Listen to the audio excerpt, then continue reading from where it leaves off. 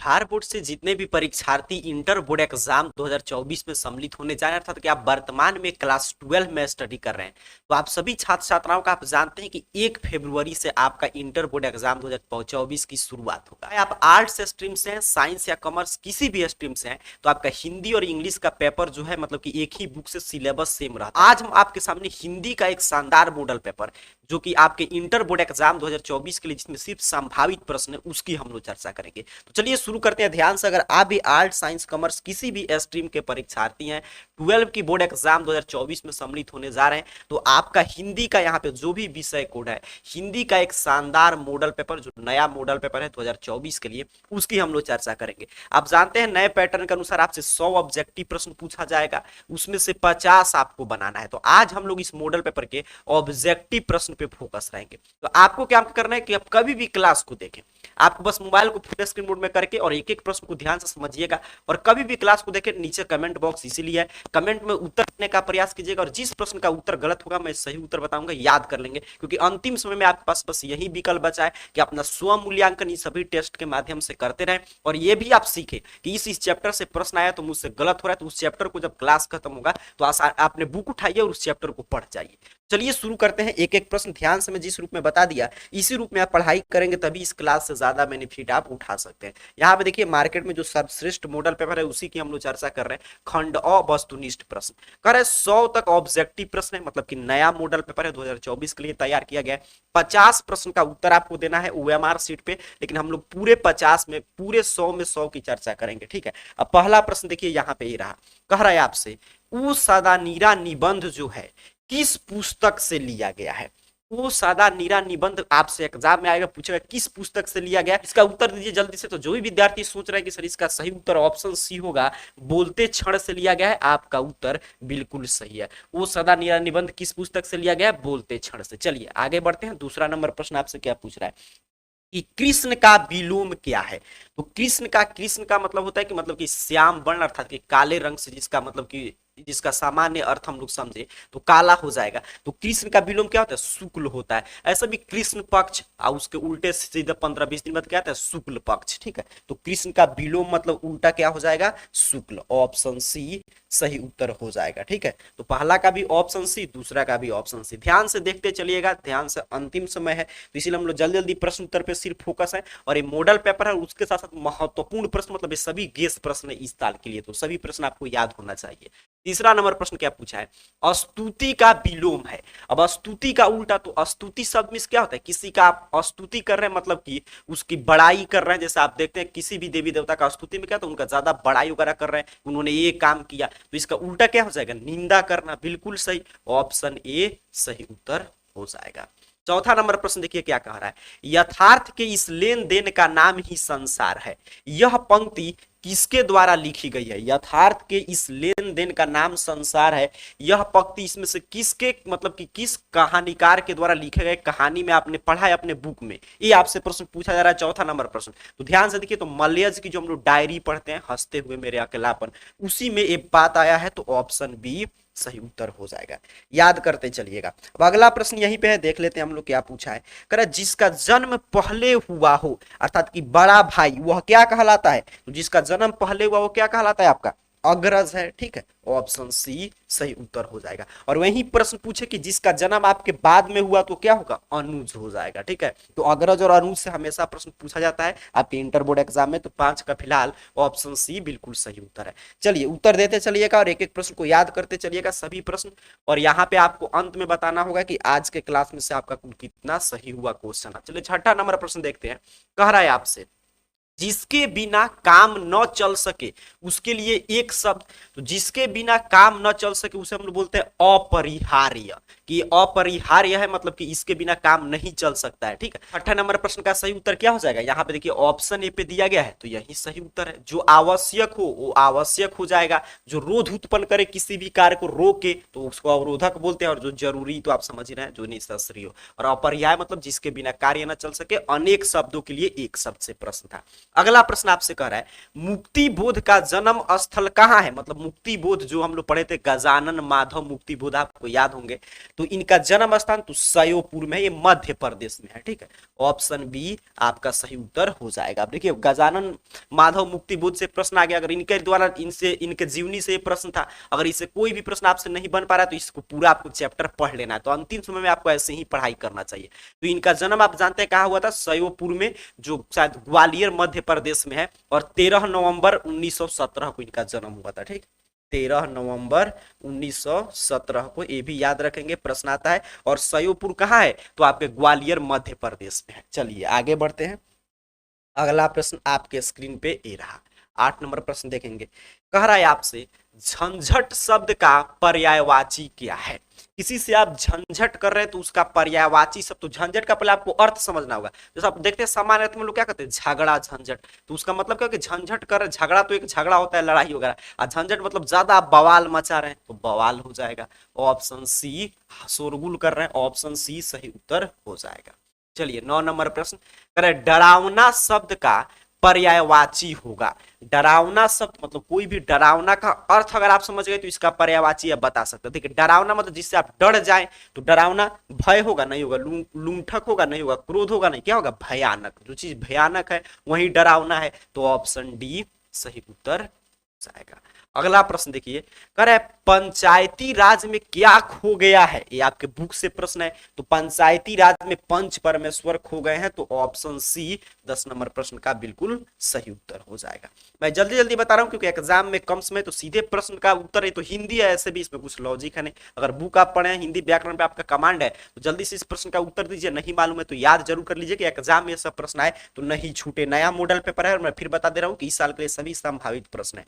नीलगाय शब्द कौन सा समास है, तो समास तो मैं पीछे पूरा आपको सिखा चुका हूं। नीलगाय, तो गाय कैसी है, नीली है, तो नीलगाय, तो ये मतलब कि इसकी विशेषता बतला रहा था कि विशेष से विशेषण का भाव आ रहा है, इसलिए कौन समास होगा, कर्मधारय।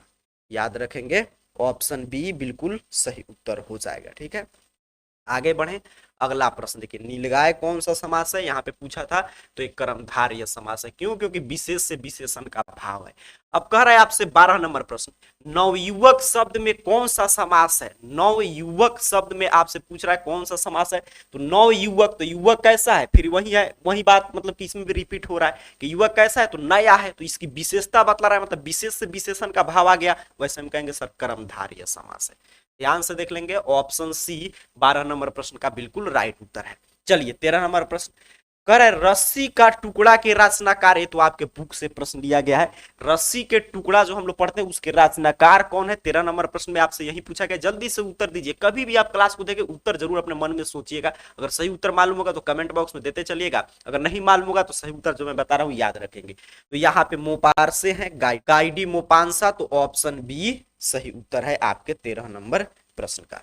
चलिए आगे बढ़े, बिल्कुल सही, जो भी विद्यार्थी 13 का ऑप्शन भी सोच रहे हैं आपका उत्तर बिल्कुल सही है। सेना शब्द है, सेना शब्द का लिंग निर्णय कीजिए, तो सेना क्या है, स्त्रीलिंग है, ऑप्शन ए सही उत्तर हो जाएगा। कह रहा है आपसे कवि शब्द का स्त्रीलिंग रूप क्या होता है, तो कवि का स्त्रीलिंग क्या होता है, कवित्री होता है। कहां पे दिया गया है, ऑप्शन सी पे, तो यही सही उत्तर हो जाएगा। एक एक प्रश्न को ध्यान से देखते चलिएगा, समझते चलिएगा। चलिए आगे बढ़े, 16 नंबर प्रश्न आपके स्क्रीन पे ए रहा। कह रहे आपसे कौन लेखक कांगो के शिक्षा मंत्री, वित्त मंत्री एवं प्रधानमंत्री रह चुके हैं। कौन इसमें से लेखक है जो कांगो के शिक्षा मंत्री भी रहे, वित्त मंत्री भी और प्रधानमंत्री, तो हेनरी लापेज। ठीक, ऑप्शन सी के साथ सही उत्तर जाएगा। 16 का क्या हो गया आपका, ऑप्शन सी। चलिए ध्यान से देखते चलिए, कुछ दिन और आपके परीक्षा में समय है, ऐसे ही अब अंतिम समय में जो है ना हम लोग प्रयास करें कि सिर्फ मॉडल पेपर का क्लास आपके लिए लाया जाए और सिर्फ संभावित प्रश्न मतलब कि गेस प्रश्न का मॉडल पेपर हो। अगला प्रश्न कह रहा है कि निम्न में शुद्ध शब्द कौन है। यहाँ पे 4 शब्द, इसी तरह देखिए ये टॉपिक जो आप देख रहे हैं कि शुद्ध शब्द, लिंग, आपका समास, ये सब जो जो प्रश्न आ रहा है आपके बुक से किस रूप में, इसी तरह सेम इस साल के बोर्ड एग्जाम में भी प्रश्न आपसे पूछे जाएंगे। तो निम्न में इसमें से शुद्ध शब्द कौन है, आपसे 17 नंबर पे पूछा गया। तो ध्यान से देखेंगे यहाँ पे, तो प्रशंसा बिल्कुल सही, ऑप्शन ए सही उत्तर हो जाएगा आपके 17 नंबर प्रश्न का। तो प्रशंसा बिल्कुल सही लिखा गया। देखिए परीक्षा तो ऐसा हम लोग लिखते हैं, प्रणाम तो आप समझ ही रहे हैं यहाँ पे ए वाला होगा, और प्रसाद में भी ये 100 गलत है। आगे बढ़ते हैं, अगला प्रश्न करे सत शब्द है। सत शब्द क्या है आपसे पूछा जा रहा है 18 नंबर पर, ध्यान से देखेंगे तो देखिए पूछ रहा है कि मतलब किस शब्द का ये भेद है। तो ये सत क्या है, तत्सम है। तत्सम शब्द क्या होते हैं कि जो सीधे सीधे संस्कृत से हिंदी में आ गए हैं वो तत्सम कहलाते हैं। तो तत्सम है, तो ऑप्शन ए सर राइट उत्तर हो जाएगा। अगला प्रश्न, क्लर्क की मौत शीर्षक में क्लर्क का क्या नाम है, आपसे पूछा जा रहा है। तो आप देखते देखते कहेंगे सर बउआ टाइप प्रश्न है। इवान टिमितेचरी चेको है इनका नाम, तो ऑप्शन ए पे दिया गया, बड़ा सा नाम है, यही सही उत्तर हो जाएगा। क्लर्क की मौत जो प्रतिपूर्ति हम लोग पढ़ते हैं आपके हिंदी में, वहीं से प्रश्न था। चलिए आगे बढ़े, अगला प्रश्न देखेंगे 20 नंबर। कह रहा है आपसे द का उच्चारण स्थान क्या है।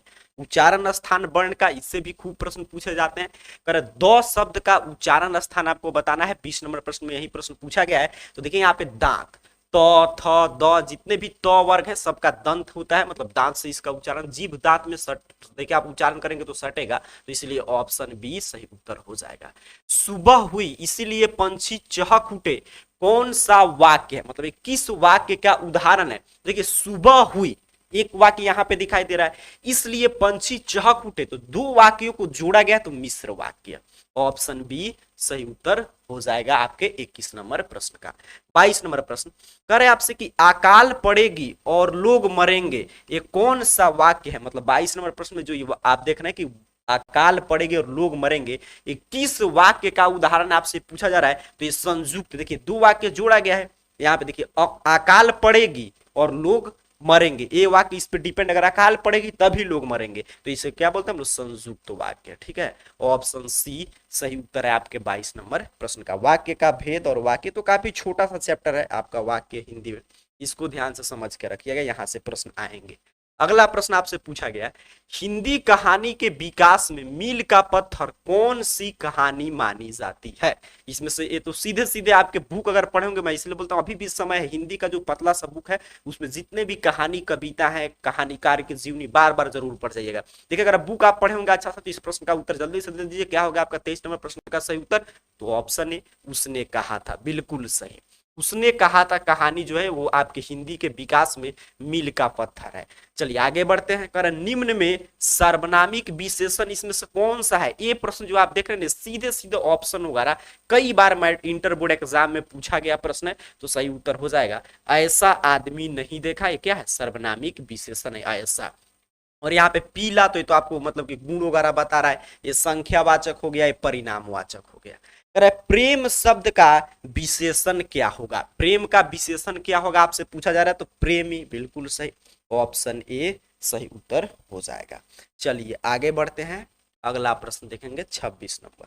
कह रहा है प्रश्न आपसे, रोज शीर्षक कहानी में किसने पूछा तुम कुछ पढ़ती लिखती नहीं हो। तो ये तो बउआ टाइप प्रश्न है, आप जानते हैं लेखक पूछते हैं मालती से कि तुम कुछ पढ़ती लिखती नहीं हो, तो ऑप्शन ए 26 नंबर प्रश्न का बिल्कुल सही उत्तर हो जाएगा। ध्यान से देखते चलिएगा, अपना स्व मूल्यांकन करते चलिएगा। ठीक है, 27 नंबर प्रश्न कह रहे नकलची शब्द में प्रत्यय है, तो प्रत्यय शब्द के अंत में लगता है, तो नकलची, तो अंत में क्या लगा है, ची, तो यही प्रत्यय है, तो ऑप्शन डी सही उत्तर है। ठीक, चलिए आगे बढ़ते हैं। करे महिमा शब्द में कौन सा प्रत्यय है, तो प्रत्यय आप जानते हैं, तो आप मतलब कि शुरू से ही पढ़ते आ रहे हैं कि प्रत्यय शब्द के अंत में लगता है, तो इसका सही उत्तर क्या हो जाएगा, महिमा, तो अंत में क्या आ रहा है, ईमा, उच्चारण करेंगे तो ऑप्शन सी 28 नंबर प्रश्न का बिल्कुल सही उत्तर है। चलिए आगे बढ़े, अगला प्रश्न 29 नंबर आपके स्क्रीन पे आने जा रहा है, एक एक प्रश्न का उत्तर जरूर देते चलिएगा। यहाँ पे देखिए अगला प्रश्न क्या कह रहा है, एक लेख और एक पत्र में भगत सिंह ने किसको पत्र लिखा। उत्तर हो जाएगा भगत सिंह अपने मित्र को पत्र लिखते हैं, सुखदेव को। ठीक है, ऑप्शन ए बिल्कुल सही उत्तर है आपके 29 नंबर प्रश्न का। चलिए आगे बढ़ते हैं, अगला प्रश्न आपके स्क्रीन पे आने जा रहा है 30 नंबर प्रश्न। देखिए आपसे क्या पूछा है कि रात शब्द है, रात किस प्रकार के शब्द का उदाहरण है, तो रात जो है तद्भव है, रात्रि रहता तो तत्सम होता, रात क्या है, तद्भव, मतलब जो संस्कृत से हिंदी में आए वो तत्सम, और तत्सम के ही कुछ हम लोग रूपांतरित रूप या बिगड़े हुए रूप को क्या बोलते हैं, तद्भव बोलते हैं, तो ऑप्शन बी। शंख शब्द है, शंख किस शब्द के अंतर्गत है, और देशज विदेशज इससे तो खूब प्रश्न आता है कि कौन सा मतलब किस भाषा का शब्द है, तो 31 का सही उत्तर क्या हो जाएगा, ऑप्शन सी, शंख क्या है, तत्सम है। चलिए अगला प्रश्न करें, सरैया मन ताल का जल कैसा है? ये भी बहुआ टाइप प्रश्न है, लेकिन कई बार रिपीटेड प्रश्न है, स्थिर है। सरैया मन ताल का जल कैसा है? स्थिर है। ठीक है, ऑप्शन बी 32 नंबर प्रश्न का जो भी विद्यार्थी कमेंट बॉक्स में दे रहे हैं, आपका उत्तर बिल्कुल सही है। चलिए आगे बढ़े, अगला प्रश्न देखिए 33 नंबर। कह रहा है आपसे कि सिपाही की माँ जो हम लोग एकांकी पढ़ते हैं, उसकी कथा वस्तु क्या है? तो उसकी कथा वस्तु है निम्न मध्यम वर्ग की। आप ऑप्शन ए सही उत्तर है। देखिए बुक पढ़े हैं तो 50 प्रश्न, देखिए आपको हिंदी में 50 में 50 ऑब्जेक्टिव सुनिश्चित करना है। 100 पूछ रहा है, काफी आसान कर दिया कि अपने पे स्वतंत्र है, कोई भी 50 हम लोग छोड़ सकते हैं।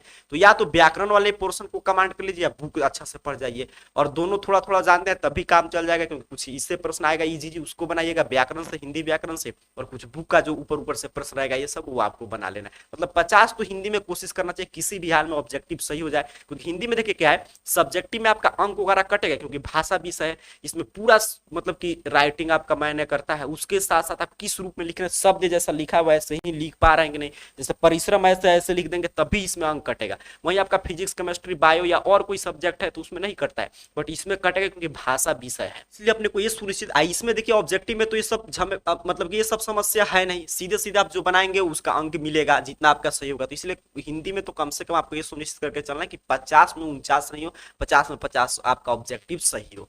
चलिए यहाँ पे निम्न मध्यम वर्ग, आगे बढ़ते हैं। जायसी का जन्म स्थान, तो जायस कब्र अमेठी, ऑप्शन सी 34 नंबर प्रश्न का आपका बिल्कुल सही उत्तर है। चलिए आगे बढ़ते हैं, 35 नंबर प्रश्न आपके स्क्रीन पे ये रहा, उत्तर देते चलिएगा। 35 नंबर प्रश्न आपसे क्या कर रहा है, आकाश पताल एक करना मुहावरे का अर्थ क्या है? आकाश पताल एक कर रहे हैं मतलब आप कठिन परिश्रम कर रहे हैं किसी भी चीज के लिए, ऑप्शन डी। जैसे मान लीजिए आपका एग्जाम अब 1 फरवरी से शुरू होने जा रहा है, तो आपको भी उसके लिए आकाश पताल एक कर देना चाहिए। ठीक है, चलिए आगे बढ़ते हैं, अगला प्रश्न आपके स्क्रीन पे 36 नंबर कह रहा है आपसे, मुट्ठी में करना मुहावरे का अर्थ है। मुट्ठी में करना मुहावरे का क्या अर्थ है, आपसे ये पूछा जा रहा है। तो मुट्ठी में करना का मतलब किसी भी चीज को मुट्ठी में कर ले, मतलब वो आपके बस में है, तो बस में करना, ऑप्शन सी। अगला प्रश्न, ये भी प्रश्न देखिए कई बार पूछा गया प्रश्न है, रामभती गो करीखन में बाछरा हित पाई, यह पंक्ति किस शीर्षक कविता से लिया गया है? अब ये तो कई बार रिपीटेड प्रश्न है, सही उत्तर क्या हो जाएगा, सूरदास के जो हम लोग पद पढ़ते हैं उसी में मिलता है, तो ऑप्शन सी। अरे नाभा दास जी किस धारा के संत थे? 4 ऑप्शन आपके स्क्रीन पे है, तो नाभा दास जी तो वैष्णव दर्शन के संत थे, बिल्कुल सही, ऑप्शन सी सही उत्तर हो जाएगा। आगे बढ़े, अगला प्रश्न देखिएगा 39 नंबर, कह रहा है आपसे कि छत्रसाल दशक के कितने छंदों में महाराजा छत्रसाल की वीरता का यशोगान किया गया है? ये भी प्रश्न बहुत बार पूछा गया, 10 छंद में, याद रखेंगे, ऑप्शन डी सही उत्तर हो जाएगा। आगे बढ़ते हैं, अगला प्रश्न देखिए 40 नंबर, कह रहा है आपसे, इतने पास अपने शीर्षक संकलन किस कवि के द्वारा लिखा गया है? इतने पास जो है किस कवि की रचना है? तो ये शमशेर बहादुर सिंह। एक कौन सा कविता लिखे हैं? उषा। ठीक है, शमशेर बहादुर सिंह किस कविता के कवि हैं? तो आपके उषा जो हम लोग पढ़ते हैं उसके, इन्हीं की, ये उषा इसी से लिया गया, इतने पास अपने। चलिए आगे बढ़ते हैं, अगला प्रश्न, घुटना टेकना मुहावरा का अर्थ क्या है? तो घुटना टेकना मतलब हार मानना, ऑप्शन ए सही उत्तर हो जाएगा। तुलसीदास के दीक्षा गुरु, तो नरहरि दास। देखिए क्या पूछ रहा है, दीक्षा गुरु, तो नरहरि दास हो जाएगा, ऑप्शन बी बिल्कुल सही उत्तर है। चलिए आगे बढ़ते हैं, अगला प्रश्न यहाँ पे ध्यान से देखेंगे, पर खरा का विलोम क्या है? खरा का विलोम क्या होगा? मीठा होगा, ऑप्शन सी सही उत्तर हो जाएगा आपके 43 नंबर प्रश्न का। 44 देखिएगा, कह रहा है पंचवटी कौन सा समास है? तो पंचवटी तो 5 वटों का समाहार, मतलब समूह का बोध हो रहा है, और पहला पद संख्यावाचक है, इसीलिए कौन समास होगा? द्विगु समास। ध्यान से देख लेंगे, 44 का क्या हो जाएगा आपका? Option C. आगे बढ़े, अगला प्रश्न यहाँ पे देखिएगा 45 नंबर, कह रहे समाज का विशेषण है। समाज का विशेषण क्या है सर? सामाजिक। समाज का विशेषण क्या है? सामाजिक, तो ऑप्शन ए बिल्कुल आपका सही उत्तर है। अच्छा यहाँ पे एक चीज देखिए, यहाँ पे भी सामाजिक लिखा है, बिल्कुल सही, तो सामाजिक थोड़ा होता है, क्या होता है? सामाजिक होता है, तो ऑप्शन बी हो जाएगा। ध्यान से देख लीजिएगा, यहाँ पे भी दोनों जगह पे सामाजिक लिखा है, देखिए यहाँ पे भी है सामाजिक सामाजिक, तो क्या होता है? सामाजिक ना होता है, ऑप्शन बी बिल्कुल सही उत्तर है 45 नंबर प्रश्न का। चलिए 46 नंबर प्रश्न, करे आपसे कि अपना उल्लू सीधा करना मुहावरे का अर्थ क्या है? तो अपना काम निकालना, बिल्कुल सही, ऑप्शन बी राइट उत्तर है 46 नंबर प्रश्न का। चलिए आगे बढ़ते हैं, अगला प्रश्न यहीं पे करे, जिसने गुरु से दीक्षा ली हो उसके लिए एक शब्द, तो क्या है दीक्षित। बिल्कुल सही, ऑप्शन बी, जिसने गुरु से, अनेक शब्दों के लिए एक शब्द से प्रश्न था। आगे देखिए यहाँ पे, इसको थोड़ा सा मैं ऊपर करता हूं, ये सभी प्रश्न याद जरूर कर लीजिएगा। यहाँ पे देखें 48 नंबर प्रश्न कर, उसने कहा था कहानी का नायक कौन है, तो लहना सिंह बउआ टाइप प्रश्न, ऑप्शन ए सही उत्तर हो जाएगा आपका 48 नंबर प्रश्न का। 49 नंबर प्रश्न, हाथ पैर कौन सा समास है, तो हाथ और पैर दोनों पद प्रधान है, तो द्वंद्व समास है। बिल्कुल सही, ऑप्शन ए। जब पहला पद संख्यावाचक होता तब द्विगु, जब उत्तर पद प्रधान होता तब तत्पुरुष। तुलसीदास किस काल के कवि हैं, भक्ति काल का, ठीक है, ऑप्शन ए सही उत्तर हो जाएगा। इस तरह आज के क्लास को मैं यहीं पे रोकूंगा। 50 प्रश्न मैं इस मॉडल पेपर का करा दिया हूं, आगे आप लोग का डिमांड होगा तो 50 प्रश्न की और चर्चा कर लेंगे। तो आज आपको बताना है कि 50 में से आपका कुल कितना प्रश्न सही हुआ, ठीक है, जल्दी से कमेंट में बता दीजिएगा 50 में से कुल कितना प्रश्न सही हुआ। इसके 50 से प्रश्नों की आप क्लास चाहते तो नीचे कमेंट बॉक्स में जरूर बताइएगा। अगले क्लास में मिलेंगे तो आगे की प्रश्नों की हम लोग चर्चा कर लेंगे। तब तक के लिए पढ़ाई करते रहिए और चैनल पर नए हो तो सब्सक्राइब करके क्लास को लाइक शेयर वगैरह करते रहिएगा। आप सभी को बहुत बहुत धन्यवाद।